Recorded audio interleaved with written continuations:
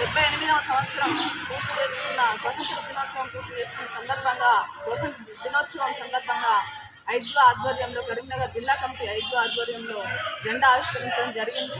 దాదాపు ఎందరో మహిళలు స్వాతంత్ర దినోత్సవంలో స్వాతంత్రంలో పోరాటంలో ఎందరో మహిళలు ఉన్నప్పటికీ కూడా ఆ మహిళల మీద ఇప్పటి వరకు అసలు చిన్న చూపు చూస్తూనే ఉన్నారు. ఏ రంగంలో ముందున్నప్పటికీ కూడా మహిళల్ని అన్ని రంగాల్లో ముందుతూనే ఉన్నారు. కానీ చిన్న చూపు తగ్గట్లేదు. మరి స్వాతంత్రం వచ్చి 78 సంవత్సరాలు అయినప్పటికీ కూడా మహిళలకు ఇంకా స్వాతంత్రం రాలేదని మేము భావిస్తూ ఉన్నాము. మరి ఈరోజు ఎంతోమంది మహిళలు పోరాటంలో దాదాపు వాళ్ళ ప్రాణాలు సైతం వడ్డినటువంటి మహిళలు ఎంతోమంది ఉన్నారు. దాదాపు మరి లక్ష్మీ సైగల్ అయితేనేమి, ఝాన్సీ లక్ష్మీబాయి అయితేనేమి, ఇలా చెప్పుకుంటూ పోతే చాలామంది మహిళలు వాళ్ళ ప్రాణాలను పణంగా పెట్టి స్వాతంత్రం తెచ్చారు. మరి స్వాతంత్రం తెచ్చి కూడా ఇప్పటి వరకు మహిళలకు ఏ రకమైన స్వాతంత్రం వచ్చిందని చెప్పేసి నేను ప్రభుత్వాన్ని అడుగుతూ ఉన్నాను.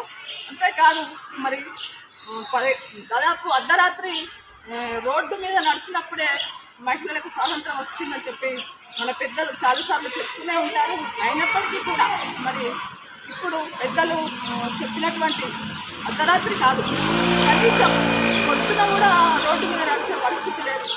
పసిపాప తల్లి పక్కలో పడుకున్న పసిపాపకు కూడా ఈరోజు స్వతంత్రత లేదు, రక్షణ లేదు అని చెప్పేసి సందర్భంగా మేము గుర్తు చేస్తూ ఉన్నాము. అంతేకాదు మరి మహిళల్ని రక్షించాల్సిన బాధ్యత ప్రభుత్వాల మీద ఉంది, కేంద్ర ప్రభుత్వం మీద ఉంది, రాష్ట్ర ప్రభుత్వం మీద ఉంది.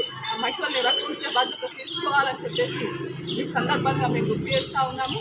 కేంద్ర కమిటీ ఇచ్చిన పిలుపు మేరకు ఈరోజు కరీంనగర్ జిల్లాలో జాతీయ జెండా ఆవిష్కరించారు.